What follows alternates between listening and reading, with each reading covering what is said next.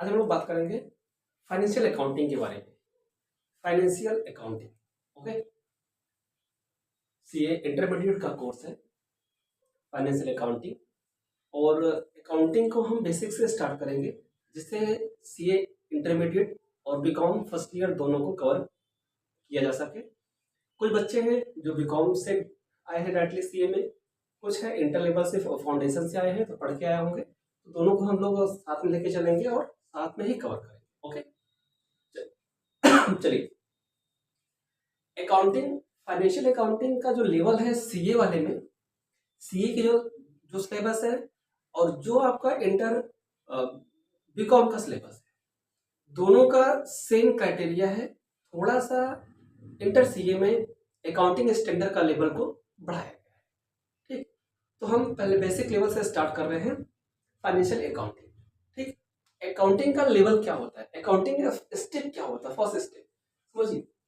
Accounting, हम अगर accounting की बात करें, फाइनेंशियल अकाउंटिंग की बात करें, तो फाइनेंशियल अकाउंटिंग का स्टेप बाय स्टेप समझते हैं कि सबसे पहले क्या क्या चीजें कैसे कैसे आती है।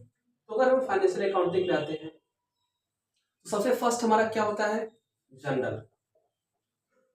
क्या होता है, जनरल। जनरल के बाद क्या होता है, लेजर। जनरल के बाद क्या होता है, लेजर। लेजर के बाद क्या होता है भाई, लेजर से क्या बनता है, लेजर से बनता है ट्रायल। ट्रायल बैलेंस बनता है, किससे बनता है, ट्रायल बैलेंस बनता है। ट्रायल बैलेंस से क्या बनता है भाई, ट्रेडिंग अकाउंट। क्या बनता है, ट्रेडिंग अकाउंट। ट्रेडिंग अकाउंट के बाद क्या होता है भाई, प्रॉफिट एंड लॉस, पीएल होता है। पीएल के बाद क्या होता है, बैलेंस शीट। पीएल के बाद क्या होता है, बैलेंस शीट। ठीक, ये हमारा क्या है, अकाउंटिंग का प्रोसेस है। General, ledger, trial balance, trading, PL और बैलेंस शीट, ये क्या है, अकाउंटिंग का स्टेप है। इसी स्टेप से अकाउंटिंग नीचे तक आती है। अब समझिए, जनरल को हम क्या कहते हैं, डे बुक। जनरल को क्या कहते हैं, डे बुक। जनरल वाउचर जो होता है वो डे टू डे जो अकाउंटिंग होती है, डे टू डे जो ट्रांजेक्शन होता है उसको रिकॉर्ड करता है। हम कह सकते हैं ये पर डे ट्रांजेक्शन को रिकॉर्ड करने वाला वाउचर है, जिसे हम क्या कहते हैं, जनरल वाउचर कहते हैं, या जनरल एंट्री कहते हैं, या डे टू डे बुक्स कहते हैं। ठीक, और हिंदी में इसको रोज नामचा कहते हैं। हिंदी में क्या कहते हैं, रोज नामचा। ठीक, चलिए लेजर।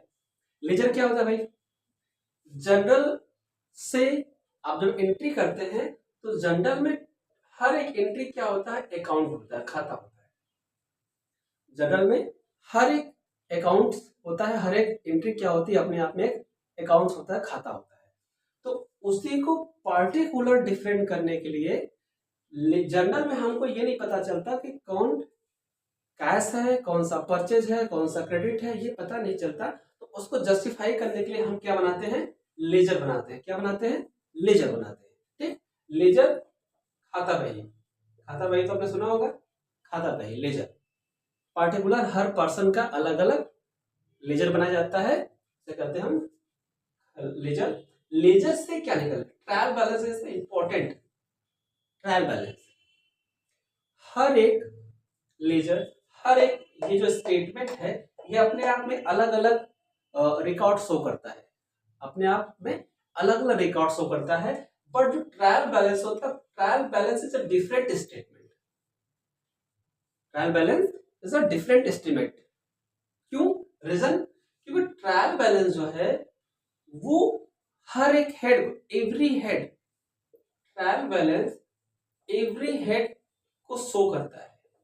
आप ट्रायल बैलेंस ओपन करेंगे या ट्रायल बैलेंस आप बनाएंगे तो ट्रायल बैलेंस में हर एक हेड को दिखाया जाता है कि किस किस हेड में आपका क्या क्या बैलेंस है। तो trial balance is a summary of accounts, ऐसा बोल सकते हैं, क्योंकि ये हर अकाउंट्स को इफेक्ट करता है और हर लेजर को ओपन करके शो करता है, दिखाता है, डिस्प्ले करता है। ठीक, ट्रेडिंग अकाउंट क्या है भाई, ट्रेडिंग अकाउंट, ट्रेडिंग अकाउंट क्या है, व्यापारिक खाता। हिंदी में क्या कहते हैं लोग, व्यापारिक खाता। ट्रेडिंग अकाउंट है direct income, direct income and direct expense. Trading account में डायरेक्ट इनकम और डायरेक्ट एक्सपेंस को दिखाया जाता है।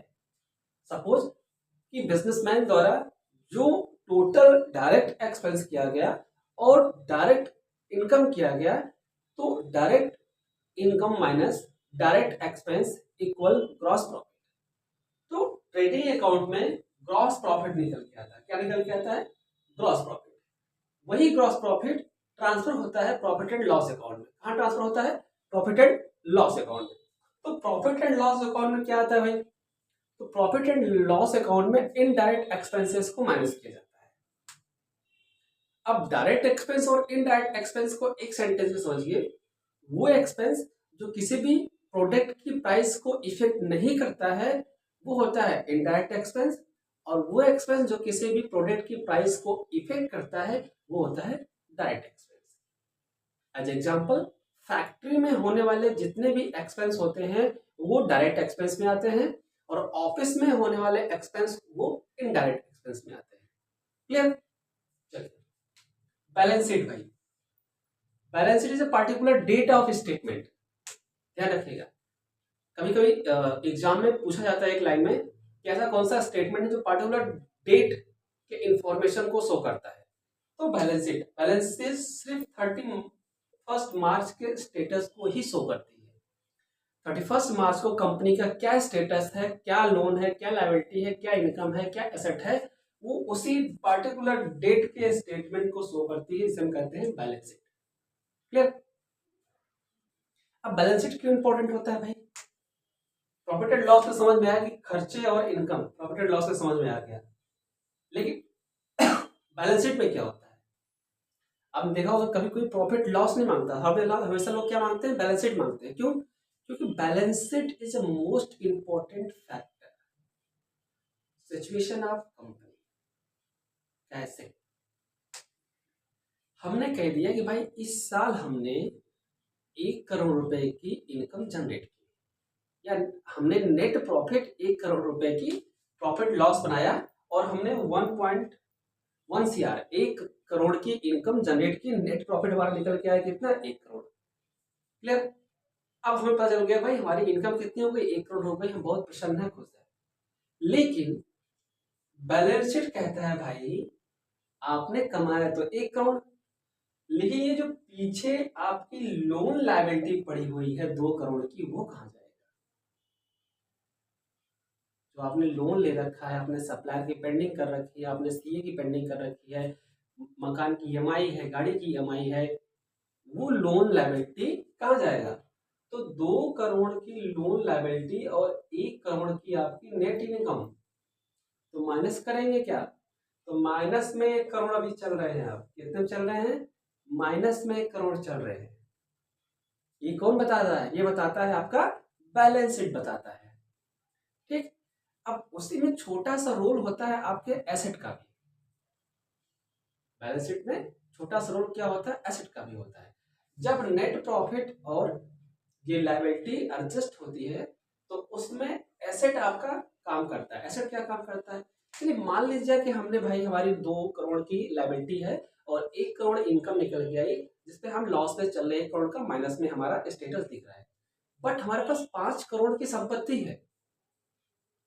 हमारे पास 5 करोड़ की संपत्ति है, 2 मकान है, 2 गाड़ी है, मशीन है, रॉ मटेरियल है, स्टॉक है। तो 5 करोड़ का हमारा क्या है? एसेट है।